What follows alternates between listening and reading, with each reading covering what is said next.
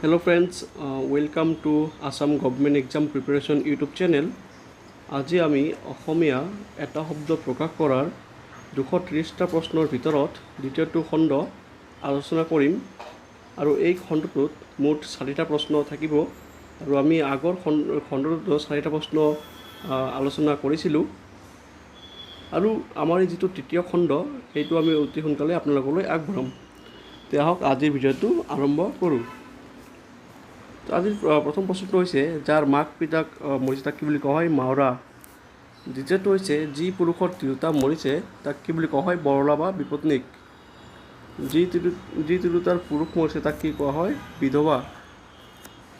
ইয়াৰ পিছত হৈছে স্বামী থকা তিৰোতা তাক কি বুলি কোৱা হয়? সধৱা বা আয়তী। নাম গোৱা তিৰোতা কি বুলি কোৱা হয়? নামতী। বিহুৰ আগদিনা আমি সকলোকে জানো উৰুকা। আমি বিহুৰ আগদিনা সকলোৱে উৰুকা পাৰ্টি কৰোঁ নহয়, উৰুকা। ইয়াৰ পিছত যি দিনত নেদেখে তাক কি বুলি কোৱা হয়? দিনকণা। ইয়াৰ পিছত হৈছে যি ৰাতি নেদেখে তাক কি কয়? ৰাতি নেদেখে কুকুৰীকণা। বহুতে কুকুৰীকণা বেমাৰটো থাকে নহয়, এইটো আপোনালোকে জানে ভিটামিন কি অভাৱত কুকুৰীকণা ৰোগটো হয়। ইয়াৰ পিছত হৈছে দুই ঘৰৰ মাজৰ ঠাইত দুঘৰা। ঘৰৰ ছালৰ পানী পৰা ঠাইত কি বুলি জানে তাক? পানী কচা। এবাৰ ফল দি মৰা গছ তাক কি বুলি জনা যায়? ঔষধি। 2 বছৰৰ মূৰত পোৱালি দিয়া গাই তাক কি বুলি কয়?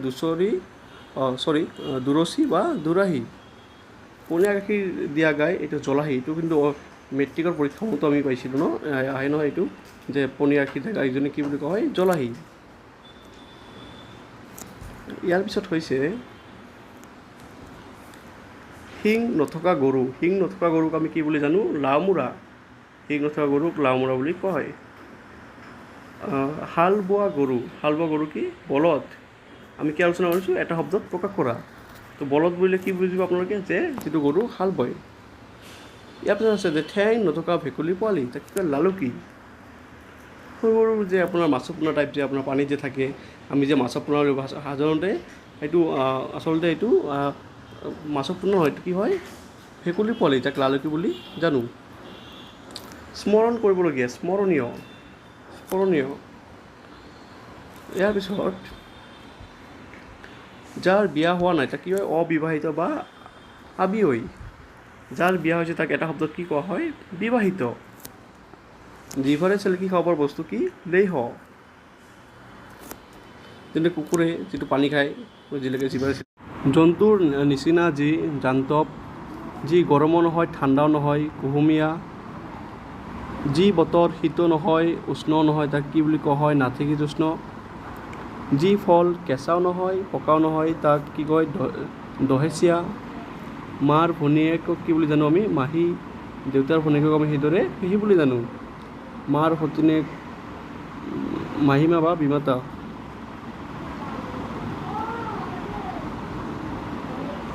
ইয়াৰ পিছত ককা দেউতাক আজককা, কঁঠালৰ সৰু কলি মুচি। আপোনাৰ জানি কঁঠালৰ একদম সৰু যিটো কলি থাকে তাক মুচি বুলি জনা যায়। খাবলৈ অনা সৰু সৰু কলপুলি পচলা। দাঁত ওলোৱা হাতী দঁতাল। মাছ মৰা লোক মাছুৱৈ মাছমৰীয়া। যি জলত চৰে জলচৰ।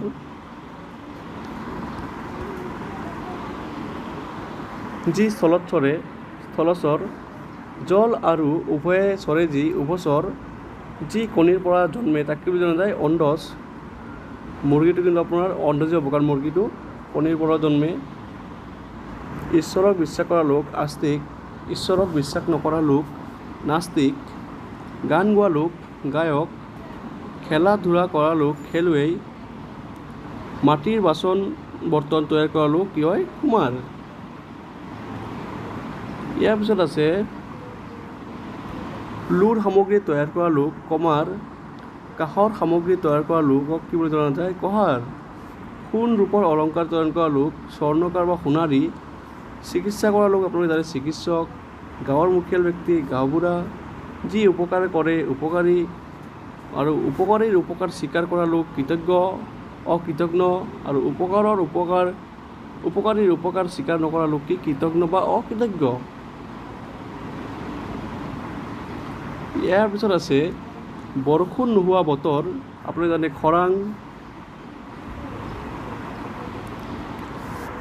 যাৰ কোনো নাই অনাথ, ৰাতিপুৱাই স্মৰণ কৰাৰ যোগ্য, স্মৰণীয়, যি একো নাজানে অজ্ঞ, যি সকলো জানে সৰ্বজ্ঞ সৰ্বজান, যাৰ হাত আঁঠুৰে আহে অজানুলম্বিত, যি এই লোকৰ নহয় অলৌকিক, দেৱতাৰ গুণ সমৃদ্ধ, দৈৱীয়, ৰ'দত শুকোৱা সৰিয়হৰ শুকান বতাহ কাহুদি। আৰু 19 নম্বৰটো হৈছে য'ত কোনো মানুহ নাই তাত কি বুলি জনা হয় নিৰ্জন, আৰু দেশক ভাল পোৱা মানুহ দেশভক্ত। আপোনালোকে জানে দেশক ভাল পোৱা মানুহ কি বুলি কোৱা হয় দেশভক্ত। তো ফ্ৰেণ্ডছ, ভিডিঅ'টো ভাল লাগিলে লাইক কমেণ্ট আৰু শ্বেয়াৰ কৰি দিব। আৰু যদি আপুনি মোৰ এই চেনেলটোত নতুনকৈ ভিজিট কৰিছে তেতিয়াহ'লে চেনেলটো ছাবস্ক্ৰাইব কৰি বেল আইকনটো প্ৰেছ কৰি দিব, যাতে মই আপলোড কৰা প্ৰতিটো ভিডিঅ' আপোনালোকে লাভ কৰে। Thank U.